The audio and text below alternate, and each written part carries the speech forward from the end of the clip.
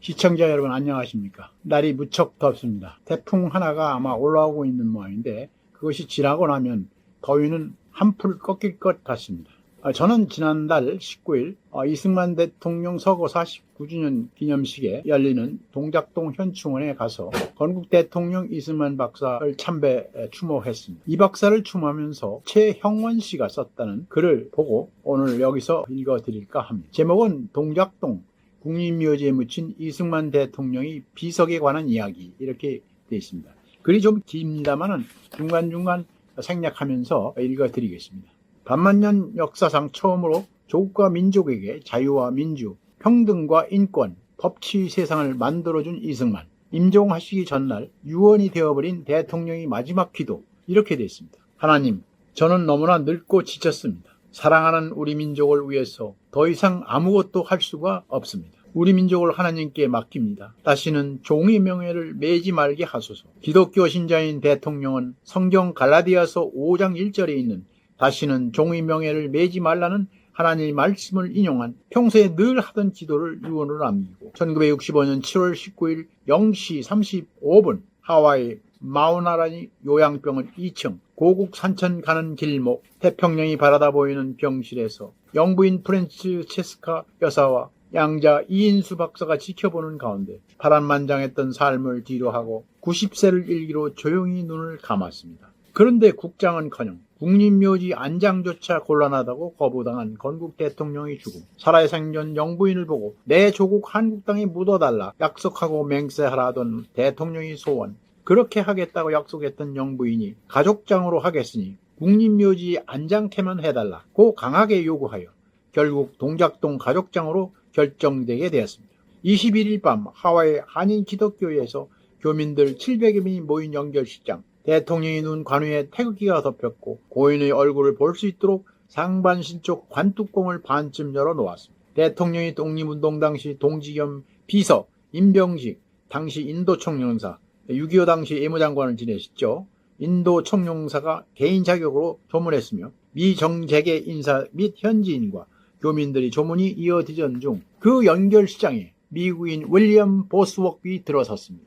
윌리엄 보스웍은 누구입니까? 이승만이 하와이 망명 당시인 1919년 상해 임시정부 대통령에 선출됐다는 연락을 받았으나 일제히 현상 수배자, 현상금 미화 36만 불, 신세가 되어 부임하지 못하다가 이듬해 12월 중국 노동자들 시체를 싣고 상해에 가는 중국 화물선 제1미칸의 시체실에 비서 겸 동지 임병직과 함께 숨어 20여일이 항해 끝에 상해에 갈 수 있었는데 그때 이승만이 시체실로 숨어 들어가 밀항할 수 있도록 도와줬던 이승만이 50년 절친 장의사 출신의 사업가, 그가 바로 윌리엄 보스웍입니다. 그가 연결식장으로 들어섰습니다. 대통령 유해 앞에 앉아 그는 고인의 얼굴에 덮여있는 베일을 걷어올리더니 그 얼굴에 손을 얹고 어루만지며 절규했습니다.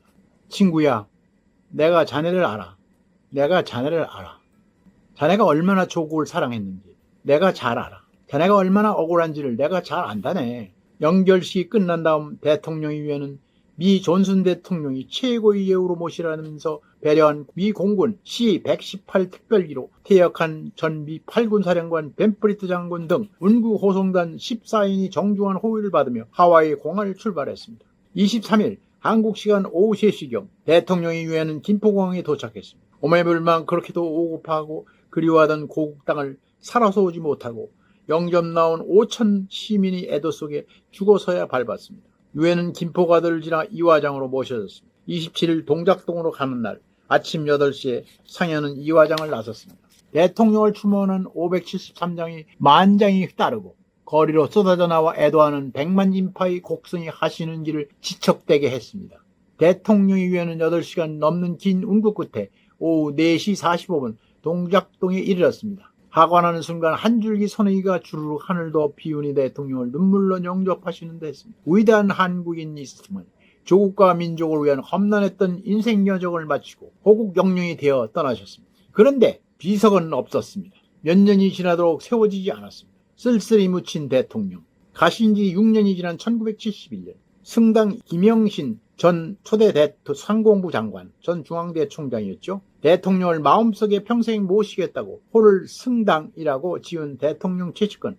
그분이 미국 나들이 길에 하와이에 들려 대통령이 하와이 망명 당시인 1921년 만든 독립운동가 이승만 후원단체 대한인 동지회 동지들을 만났습니다. 대통령 묘소에 비석이 없다고 개탄하자 동지들이 일어났습니다. 비석을 우리가 세우겠다. 그 소식을 전해들은 프란체스카 여사, 대통령 서고 모국 오스트리아 친척집을 떠돌며 살다가 유경수 여사의 배려로 1970년 영구 귀국해 있던 프란체스카 여사, 그분이 하와이 동지들의 뜻을 전해들었습니다. 돌만 보내주면 비석과 비석 작업은 우리가 하겠습니다. 이렇게 해서 대통령 제2고향 정든 땅 하와이 돌은 인천항을 거쳐 동작동으로 운반되어 비로소 작은 비석 한 개 세우게 되었습니다. 영부인 프란체스카 도널이 한국인보다 더 한국을 사랑한 파란 눈이 퍼스트 레이디. 그분도 1992년 남편이 뒤를 따라 이 세상을 하직했습니다.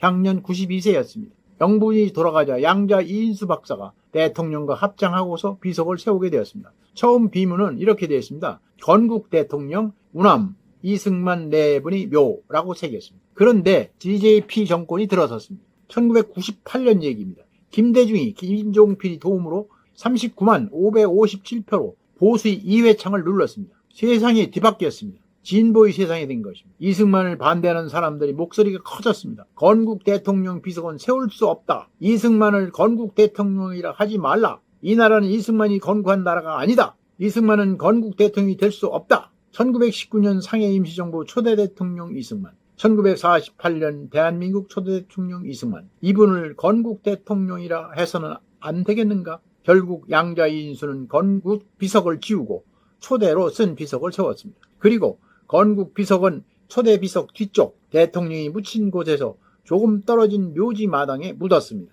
나라는 새로 세웠는데 건국 대통령이라 부를 수 있는 대통령이 없는 나라가 될 것인가? 이승만에 대한 논쟁은 현재 진행형입니다. 언제나 논쟁이 멈출 것인가? 땅에 묻힌 건국 대통령 비석은 햇빛을 볼 수 있는가 없는가? 이렇게 썼습니다.